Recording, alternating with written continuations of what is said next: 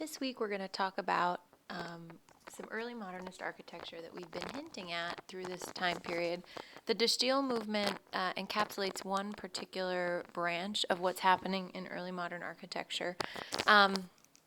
And the documentary that you're going to watch as part of class today is also a good explanation of the school, the Bauhaus, which, as you've heard, has lots of influence on this phase of modernism and really will kind of dominate the aesthetic that modernism takes on. So the two people that I'm going to talk about right now, Walter Gropius and Mies van der Rohe, are both directors of the Bauhaus at different time periods. So Walter Gropius is the first director of the Bauhaus and influences a lot of the style that's going to be popular at the time, and then also influences Mies van der Rohe, I think, in a very clear way. So Walter Gropius here, this is his first most famous building project in 1911, and it's not his most famous of his career, just the earliest that garnered him fame. So in 1911, Walter Gropius and Adolf Meyer, who he was working with here, are creating a very utilitarian building. It's a shoe factory known as the Faggots Shoe Factory, which is a production building. It's an industrial building. It's not in a city. It's not in an urban center. It's in this town called Alveld aan der Laan. And this is in 1911. So they take on this very functional aesthetic, and the aesthetic is appropriate for this type of factory. So just from this first introductory image, what we can see here is a little bit of a relationship with proportion, with this kind of masonry that is a little bit decorated. So this whole anchoring volume is a vertical volume that is brick, and within this we have horizontal banding as a decorative function. There's a clock, there's symmetry within this one volume, and then as a counterpoint to this heavy massing anchor, you have the light volume, and the light volume here, much larger in scale and is notably all glass.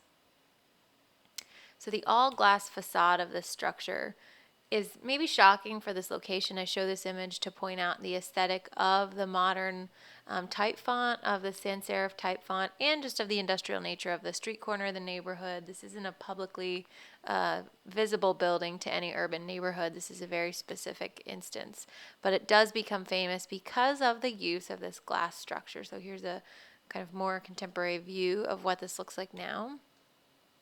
And it's this particular move that we see in this one image of the glass corner that makes this building so significant for modernism. So this is the first time actually that we see glass being used as a curtain wall that actually turns the corner. So there is still masonry structural support here. There's a mixture of steel and brick that are supporting this structure. You can see here how the brick is kind of used in columnation throughout, but it's offset, it's indented into the facade, so it's not as visible as the glass. The glass is visually what you're supposed to see. And then the glass now is allowed to turn the corner, and there's no masonry at this corner. This is Gropius's innovation in this structure. And it's noteworthy that within this interior, there's also a staircase. This highlights the separation of structure versus wall that we're seeing in this project. So the staircase itself is not anchored to this glass wall. Not at all. You can see that these are in fact separated. So you have a little bit of a darkening of the glass band at the point where there's a major floor level, but at the landing here, at this halfway point, we can see all of that vertical expression through the facade. And furthermore, on the interior, when you're in the staircase, you can see out and you can see the relationship of the freedom that the staircase has from the wall. So this turning point where glass literally turns the corner in this building becomes revolutionary with the aesthetic and the notion of what can be done. This is something that is tested in this industrial space, but then moves outside of this context and into a context where more people will interact with it. And then one of the other evolutions of this type of structure is the fact that glass, the glass wall in general, has to function. And so if you are going to be creating a building that is made of glass where workers are going to be spending daytime inside of, you don't want it to be too hot. You don't want too much thermal gain or solar gain. And the idea that this wide wall of glass has to function is inherent in this problem. So how do we deal with a big wall of glass? Well, we have to solve for the fact that the glass needs to open and be able to allow air in and out of this thing.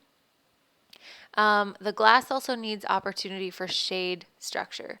And so the shade in this building would not only come from curtains, which could function as separate interior functions, but the aesthetic of curtains wasn't really Gropius's favorite. So the way that they solve this is to actually have awnings built into the exterior of the structure. And you can see here these awnings kind of roll back up and fit onto the facade pretty nicely here. And then this portion expands into this portion here, and you have what is an external curtain system for this glass curtain wall.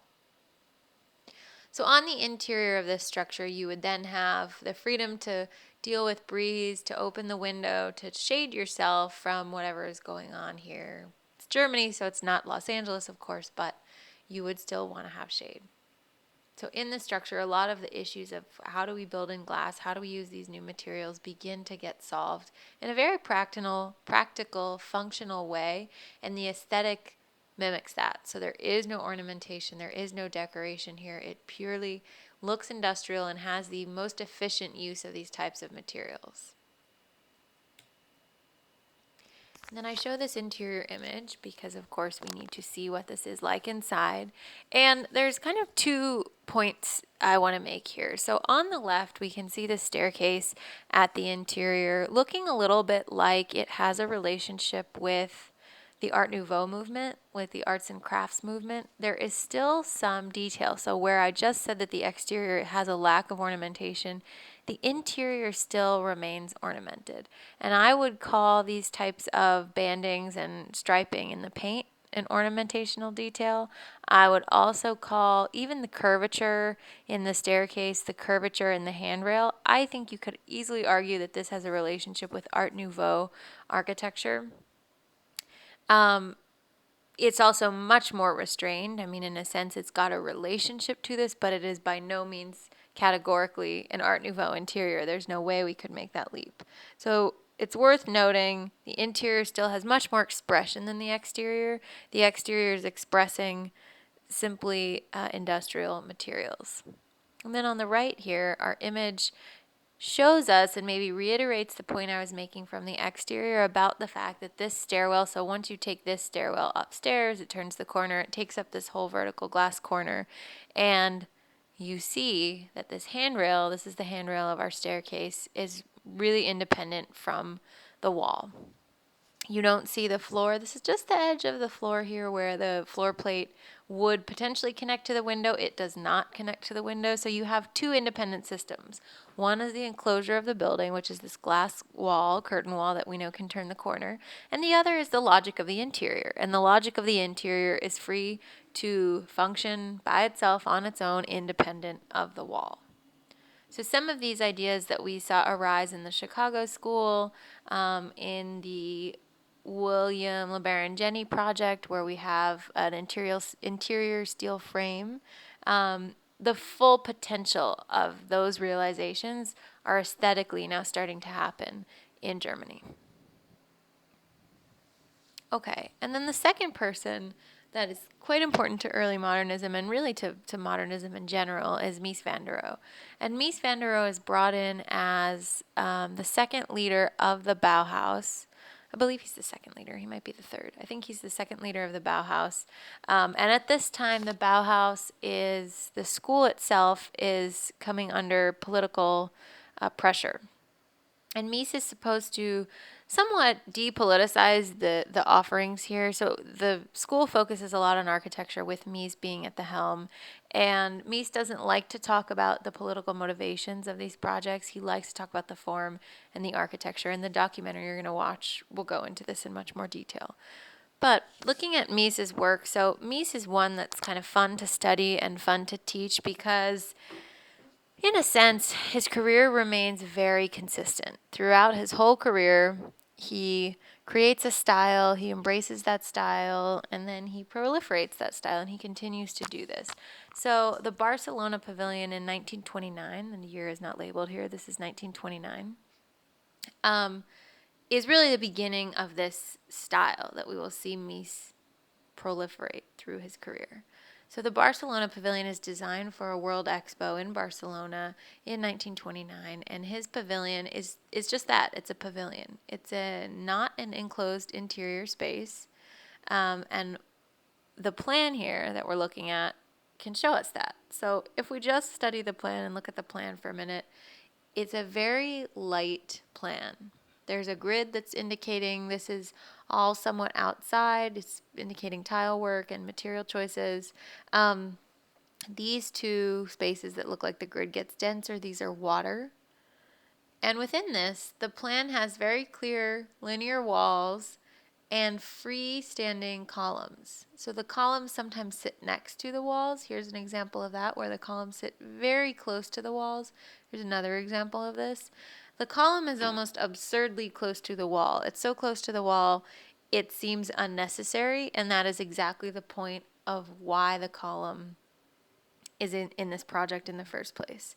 So Mies takes the aesthetic of modernism and the aesthetic that Gropius puts forward and turns it into somewhat of a luxury product. And this, I think, is one of the long-lasting impacts of Mies van der Rohe's work, is that he uses materials that are very expensive to create forms that were previously associated with a democratic model or understanding of space. And I think this helps modernism in a sense. It helps it become popular, but it also really hurts the mission of modernism. And modernism, at the height of the middle of the century, when Mies van der Rohe has left Germany and he's working in the U.S. and he's essentially building corporate skyscraper buildings, among other things in the U.S., the previous democratic and radical ideals of modernism are no longer. They're muted by what becomes a corporate international style that is expensive. It symbolizes some of the greatest corporate powers in the world, and it symbolizes a kind of dominance of the status quo, not of the radical left, which is what it started out as. And the documentary will contextualize this for you. But Mies's career to me is an enigma in this way, where it is at once crucial to the modernist movement, but also in a sense damaging to the ideals or the democratic ideals of progress embedded in modernism. Okay, so here's an image showing just the exterior here a little bit of the Barcelona Pavilion. So to define modernism for us, which I really haven't done yet, in general, the modern period in architecture is very different than the contemporary. We mentioned this in lecture in class, but the modern period in architecture is a time period that really runs between approximately 1920, starts a little earlier than that, as we've seen just previously. The Gropius building was 1911, but 1920 is a good time period marker, and then it runs through the 1960s. So by 1968, 1970, 1971, modernism is widely acknowledged to be dead, over, not possible, no longer a realistic goal for architecture. So this time period of approximately 40 to 50 years becomes very dominant of the style that is global. So when we look at these projects that I'm calling early modern projects, they don't necessarily look antiquated to you. They don't look necessarily like they're nearly 100 years old. I think this image of the Mies project is a good example of that. The language, the form, the geometry, the material choices, all of this looks like something that would not be shocking to see built in 2016. And this is partly because the story of the Bauhaus, the aesthetic of the Bauhaus, which really is the aesthetic of modernism, becomes dominant. And it is so dominant that we're still very comfortable with it today. We're still living in these types of constructions and forms. So in this image, one of the things that's worth pointing out here is Mies's use of materials. We have walls of stone here at the exterior, directly, almost in plan, you cannot tell how kind of tenuous this relationship is, but directly next to these columns, which are steel columns, and they're chrome plated. And that's a Mies column. He uses a cruciform shape, so it's an extruded cruciform shape that is plated in chrome. So you notice it. You purposefully notice it. This is an intentional material choice that serves to reiterate the idea of the free plan. And that's something I didn't mention when we were looking at the plan. In this plan, the columns and the walls are independent of each other, and they can move at will, free from each other. Sometimes they're near each other, sometimes they're far away from each other. But this is the point, that the idea of this space is very flexible. So within something that seems freeform, seems flexible, seems like it doesn't necessarily have any rule sets, when we really study Mies' plans, when we look at his projects in close detail, there's an incredible amount of regulation, rules, attention to framing the space. So this is an image that I think encapsulates a whole lot of what Mies is about. As we stare at this image, there's a natural symmetry to many things in this image. So first, I want to point out that the stones that he's using are quarried in such a way that you have these big slabs of stone. You can see the break here of the panel, but these are taken from a nearby place in the quarry. So this is an expensive procedure to have stones that are sitting right next to each other in the land and then built right next to each other in the building. This is to enhance symmetry, to enhance the beauty of the material. This is how he wants the stone to be used and treated. And you can see this is not just in this one panel, it's actually happening right here again, and right here you see how the symmetry of the stonework continues. So this is a very Miesian use of stone. A couple other pieces of symmetry here are the furniture. So these pieces of furniture, which you've probably seen before, I would expect, Mies designed them in 1929 for the Barcelona Pavilion, and they're still referred to Barcelona chair, Barcelona ottoman. This is still in production, so what happened here is still very much with us today.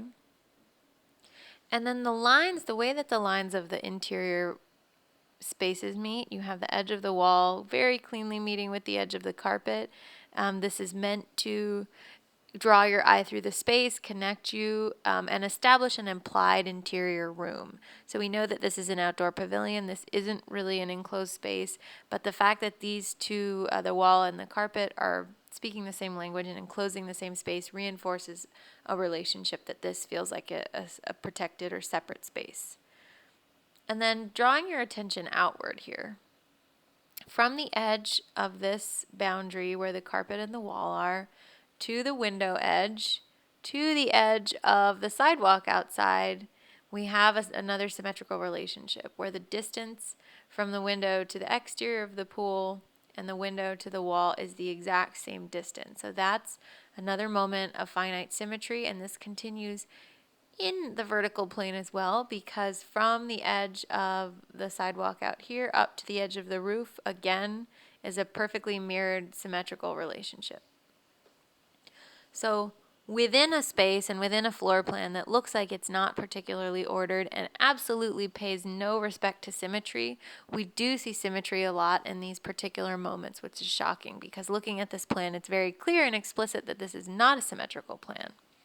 But within his work, when we examine it, we see a lot of different ordered moments here. Now I want to point out the statue that's in the background. The statue draws our eye outside.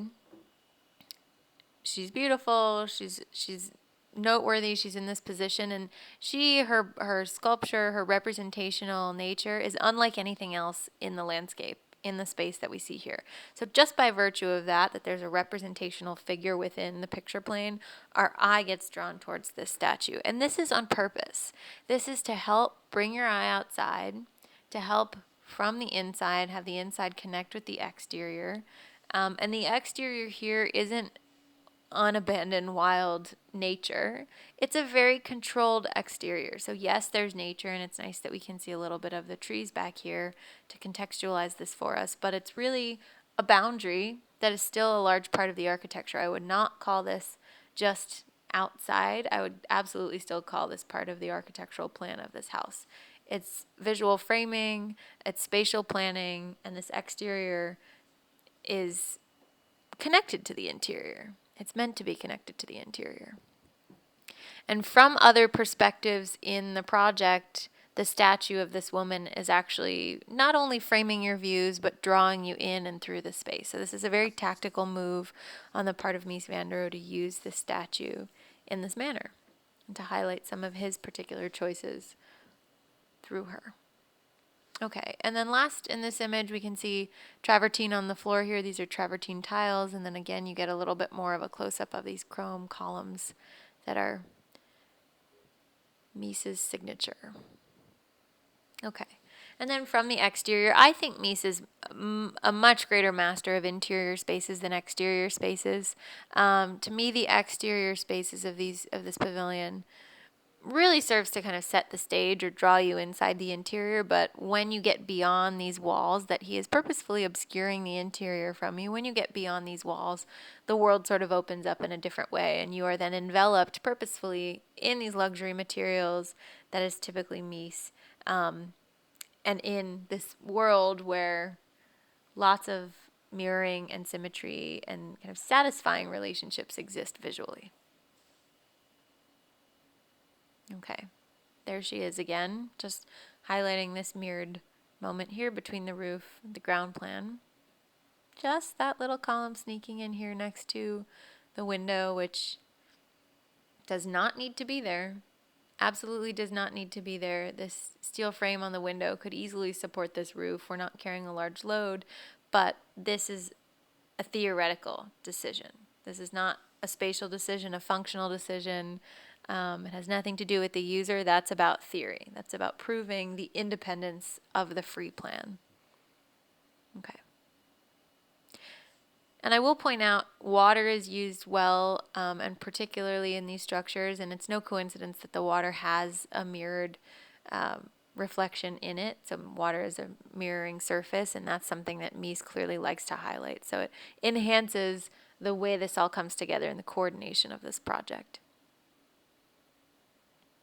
And then here's one more interior image, which highlights one last material that we didn't see yet, which is this velvet curtain. So Mies uses chrome, steel, leather, which we see on the furniture, multiple types of stone, colors of stone, I should say, and the travertine floor here to be able to take this aesthetic that is very pared down. I mean, there's not a lot of stuff here, and one could argue there's an entire lack of ornamentation, but there is absolutely a set of values conveyed within these material choices.